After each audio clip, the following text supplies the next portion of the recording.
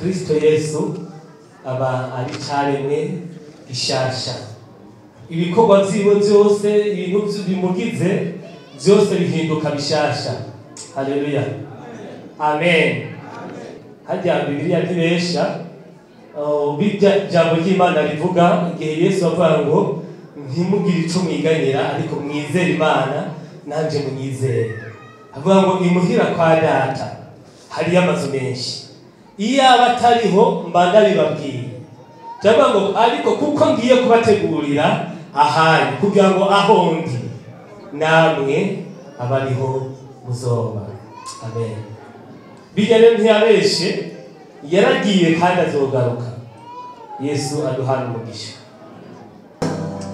Ukunda senga ni kwijuru ry'amadugare.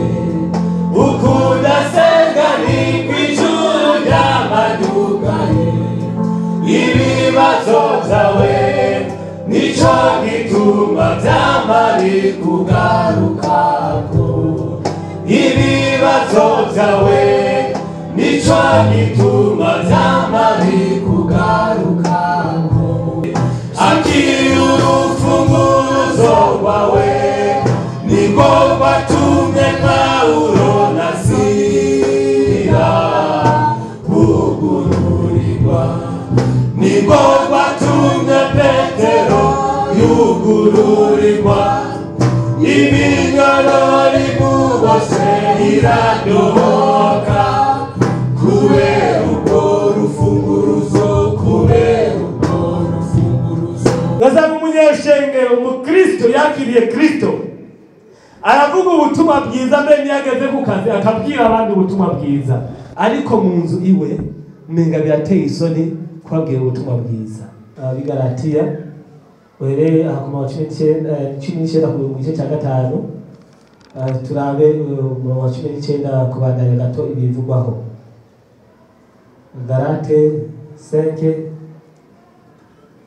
5:19 ari jambo bivuga ngo mwemu na kameremere biniganira mu muntu kugira ngo ntidukore ibyo dushaka, kuko kameremere kifuza ibyo mwemu yanka kandi mwemu yifuza iza kameremere kanka, kuko ibyo bihiganwa ngo nimukore ibyo mugomba. Kameremere gasanzwe kari mu muntu.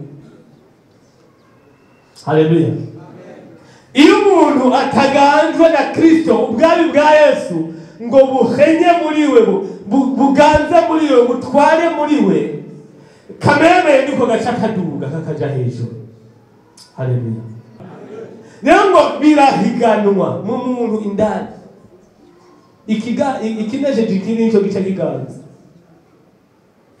Mwemu agomba ko dukora ivy'Imana igomba. Kameremere nako gagaca kanza. Kameremere kavuga kati je numva umuntu kabari je numva shaka gusambana, numva shaka kwihumanya. Ako ni kameremere. Yesu adufashe cyane.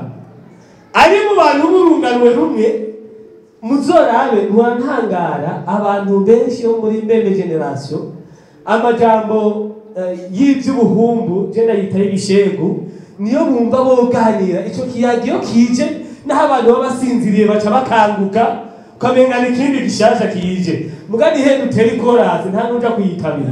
Tugeze mu rusengero ikorazi bayitabira, ayo batugeze hariya mu rungano muri generation tugeze mu irigara bumva aya majambo ariyo yogwira. Yesu adufashe. Bibiliya ikavuga ngo ibibogaboga mu mutima nivyakanwa kavuga. Bantu bagatera mijoro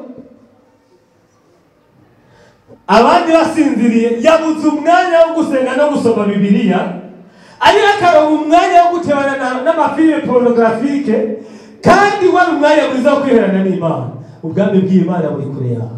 Aho ni wabona ibyo biriko bikubako umengo ni kameremere ko yine kaganje, ntabwo ari muhemu w'Imana ganje muri iki. Imana idufashe cyane. Imana ibwira Yosuwa iti Mose umusavyi wanje yapfuye, none ndagutoranije kugira ngo urugendo ihanga ryanjye ririmo ubajane uzobashikane. Imubwira ngo ibiri muri ico gitabo c'ivyagezwe uze wamubirimbura ku murango no mwijoro, kugira ngo ushobore kubona ingene witondera ivyanditswemo byose. Amubwira ngo niho uzogira amahirwe ibyawe bikagenda neza.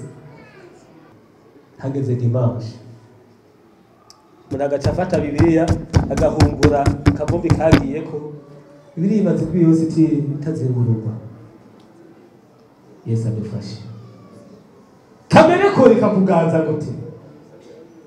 Uburozi, ubwanzi, intonganya, ishari, ngivyo ibica biduga igihe ubwami bw'Imana butahawe ikibanza.